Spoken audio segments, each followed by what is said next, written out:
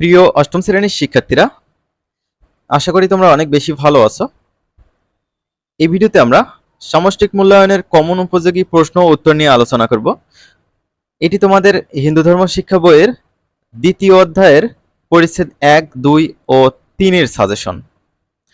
তো চলো আমরা কিছু কোশ্চেন এবং সেগুলো সলভ করে ফেলি।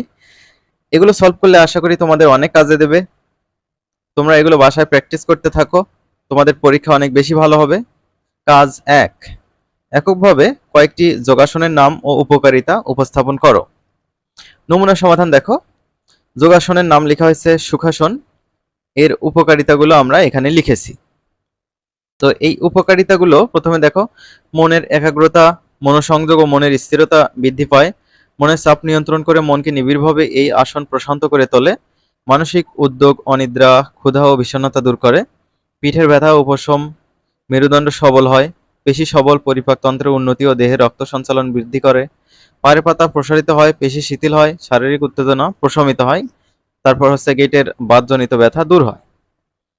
আরেকটা লেখা হয়েছে পশ্চিমোত্তাসন, এটার উপকারিতা দেখো, দেহের গ্রন্থিগুলো নমনীয়, সবল ও সতেজ হয়, কোমরের ব্যথা উপশম হয়, মূত্রাশয়, উদর, পিত্তাশয় প্রভৃতি বেশ সক্রিয় হয়ে ওঠে। এগুলো একটু দেখে নিও তোমরা।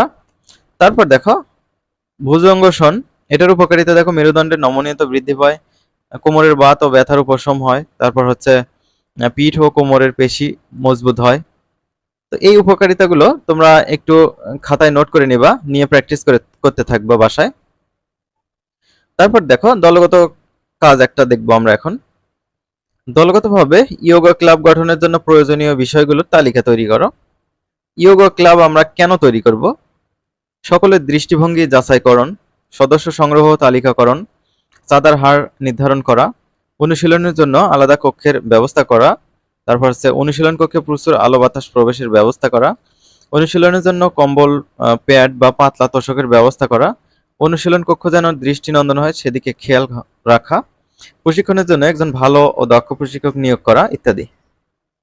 3 নম্বর কাজ দেখো, শনি পূজার কি কি প্রভাব দেখা যায় পারিবারিক ও সামাজিক জীবনে বর্ণনা করো।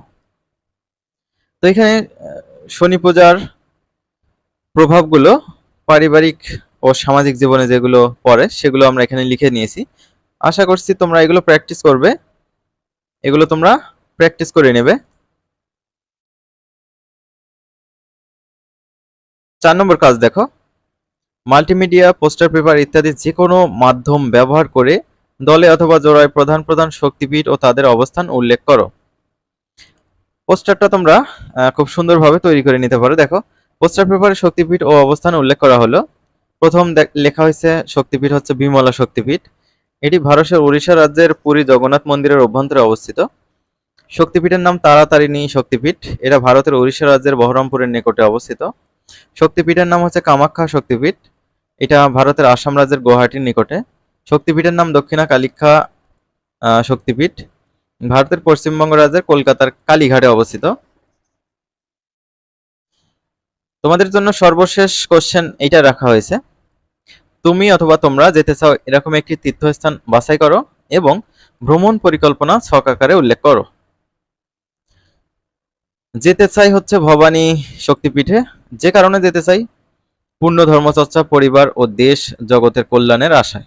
যেভাবে যাব, প্রথমে আমার এলাকা থেকে চট্টগ্রামের সীতাকুণ্ডে যাব, তারপর চন্দ্রনাথ পাহাড়ের পাদদেশে গিয়ে সিঁড়ি বেয়ে পাহাড়ের শীর্ষে পৌঁছালে পীঠস্থানে দর্শন মিলবে।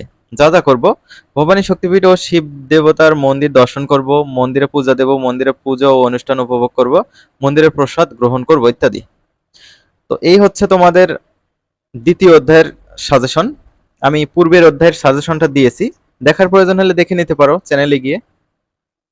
তো শিক্ষার্থীরা, মূল্যায়নের সকল ভিডিও পেতে অবশ্যই তোমরা চ্যানেলটি সাবস্ক্রাইব করে রাখবে। ধন্যবাদ।